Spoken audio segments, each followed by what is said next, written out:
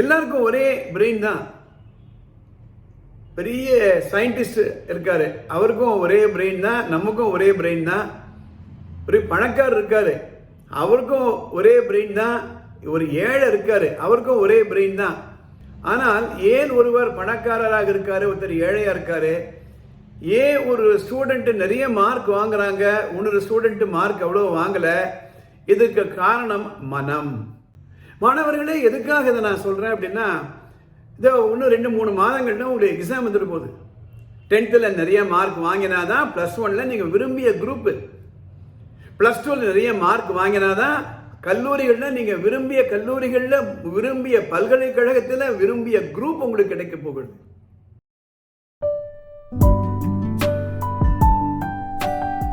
என் அன்பார்ந்த மாணவர்களே, ஒரு முக்கியமான கருத்தை உங்களோடு நான் பகிர்ந்து கொள்ள விரும்புகிறேன். படிக்கணும், நிறைய மார்க் வாங்கணும், நல்ல கல்லூரியில் போய் படிக்கணும், மேற்படிப்பு படிக்கணும், வேலையில் அமர்ந்து கை நிறைய சம்பாதிச்சு பெற்றோர்களுக்கும் நம்ம நாட்டுக்கும் புகழை தேடி கொடுக்க வேண்டும் என்றால் ஒரு முக்கியமான ஒரு ரிசோர்ஸ் உங்களுக்கு தேவை. அதுதான் கான்சென்ட்ரேஷன். இதை வார்த்தை எழுதிக்கங்க, மனம், மைண்ட். இன்னொரு வார்த்தை எழுதிக்கங்க, மூளை, பிரெயின். இது ரெண்டும் வேறு. Brain is different from mind. எல்லாருக்கும் ஒரே பிரெயின் தான். பெரிய சயின்டிஸ்ட் இருக்காரு, அவருக்கும் ஒரே பிரெயின் தான், நமக்கும் ஒரே பிரெயின் தான். ஒரு பணக்காரர் இருக்காரு, அவருக்கும் ஒரே பிரெயின் தான். ஒரு ஏழை இருக்காரு, அவருக்கும் ஒரே பிரெயின் தான். ஆனால் ஏன் ஒருவர் பணக்காரராக இருக்காரு, ஒருத்தர் ஏழையா இருக்காரு? ஏன் ஒரு ஸ்டூடெண்ட் நிறைய மார்க் வாங்குறாங்க, இன்னொரு ஸ்டூடெண்ட் மார்க் அவ்வளோ வாங்கல? இதுக்கு காரணம் மனம்.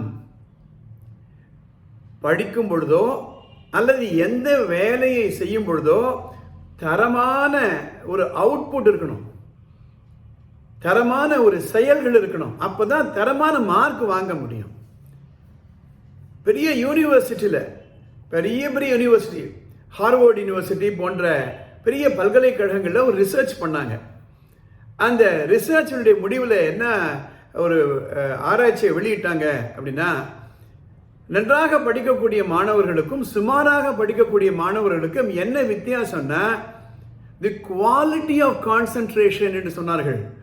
அதாவது நமக்கு மனதை ஒருமுகப்படுத்தி செய்யக்கூடிய வேலையிலேயே முழுமையான கவனத்தை எந்த மாணவர்கள் கொண்டு வருகிறார்களோ அவர்களுக்கு தான் படித்தது நினைவுக்கு வருகிறது. IIT, Indian Institute of Management போன்ற பெரிய பெரிய காலேஜில் போய் சேரவங்களும் இருக்காங்க, அப்படி போக முடியாதவங்க இருக்காங்க. இவங்களுக்கு என்ன வித்தியாசம்னா பவர் ஆஃப் கான்சென்ட்ரேஷன்.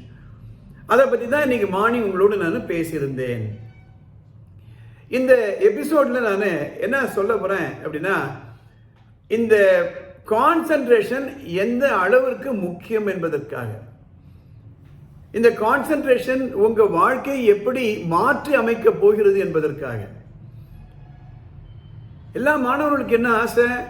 நிறைய படிக்கணும், நிறைய மார்க் வாங்கணும். நிறைய மார்க் வாங்கினாதான் நம்ம விரும்பிய பல்கலைக்கழகத்தில் நமக்கு விரும்பிய துறையில் சீட்டு கிடைக்கும். இதை மாதிரி ஞாபகம் வச்சுக்கோங்க. +2 எவ்வளோ மார்க் வாங்குறீங்க ரொம்ப ரொம்ப முக்கியம். அந்த மார்க் எதை கொண்டு அமைகிறது என்றால் உங்க பவர் ஆஃப் கான்சென்ட்ரேஷன். மனம் அலைந்து கொண்டே இருக்கும்.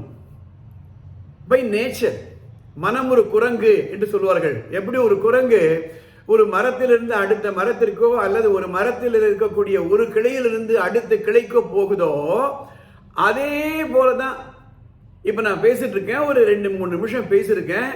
இந்த 3 நிமிஷத்துல உங்க மனசு எத்தனை நிமிடங்கள் நான் சொல்லக்கூடிய கருத்தை கிரகித்து கொண்டது? நம்ம நினைச்சிட்டு இருக்கோம் நம்ம மனசு இங்கதான் இருக்குன்னு, திடீர்னு வெளியில போயிடும். இதை சொல்லும் பொழுது ஒரு உண்மை நிகழ்ச்சி நினைவுக்கு வருகிறது. பல 1000 ஆண்டுகளுக்கு முன்பு யுவாங் ஜூ என்ற ஒரு சைனீஸ் பிலாசபர் ஒரு காட்டு வழியா போயிட்டு இருக்காரு. அந்த காட்டு வழியா போயிட்டு இருக்கும்போது ஒரு 90-95 வயசு இருக்கக்கூடிய ஒரு சீனியர் சிட்டிசன் ஒரு சின்ன குச்சி, நீங்க பார்த்துருப்பீங்க சைனீஸ் எல்லாம் அந்த சாப்ஸ்டிக் வச்சு சாப்பிடுவாங்க. சின்ன குச்சி கையில் வச்சுக்கிட்டு ஒரு ஆற்றங்கரையில் உட்காந்துக்கிட்டு அங்கே சிக்காடா என்ற ஒரு பூச்சி, அந்த பூச்சியை டக்கு டக்கு டக்கு டக்குன்னு பிடிக்கிறாரு, அக்யூரேட்டா பிடிக்கிறாரு. இவர் நின்று யோசனை பண்றாரு, பார்த்துட்டே இருக்காரு. 10 முறை பிடிக்கிறாரு, 10 பூச்சி பிடிச்சிருக்காரு. வயசோ 90-95 வயசு இருக்கும். அப்படியே பார்த்துட்டே இருக்கும் பொழுது கொஞ்ச நேரம் கழிச்சு அவர் அந்த முதியவர்கிட்ட போய் கேட்கிறாரு, ஐயா நானும் உங்களை பார்த்துட்டு இருக்கேன், எப்படி இந்த பயிற்சியை உங்களுக்குள்ள கொண்டு வந்தீங்கன்னு கேட்கிறாரு இவர். அதுக்கு அவர் சொல்றாரு, ஒரு 6 மாதங்கள் ஒரு குச்சி, அந்த குச்சி மேல ஒரு பந்து, அப்படியே நான் பேலன்ஸ் பண்ணேன். அதுக்கப்புறம் இன்னொரு 6 மாதங்கள் அதே குச்சியில் 2 பந்துகளை வைத்து நான் பேலன்ஸ் பண்ணேன். அதற்கு பிறகு 4 பந்துகளை வைத்து நான் பேலன்ஸ் பண்ணேன். அப்போ என்னுடைய கான்சன்ட்ரேஷன் பேர்ல எனக்கு நம்பிக்கை வரல, 6 பந்துகளை வைத்து நான் கான்சன்ட்ரேஷன் பண்ணேன். இப்போ ஓரளவிற்கு என்னால என் மனதை ஒருமுகப்படுத்த முடிந்தது. அதுக்கப்புறம் 6 மாதங்கள் நான் என்ன பண்ணேன், இந்த ஆற்றங்கரையிலேயே ஒரு மரம் போல அப்படியே அசையாமல் நின்றேன். அசையாமல் நின்று என்னுடைய மனது முழுவதையும் ஒருநிலைப்படுத்தினேன். அடுத்த 6 மாதங்கள் நான் அந்த மறுபடியும் அப்படியே நின்று அந்த பூச்சியை பிடிப்பது போல கான்சென்ட்ரேட் பண்ணேன். அது தவிர என் மனசுல ஒன்றுமே இல்லாத ஒரு சூழ்நிலையை ஏற்படுத்தி கொண்டேன்.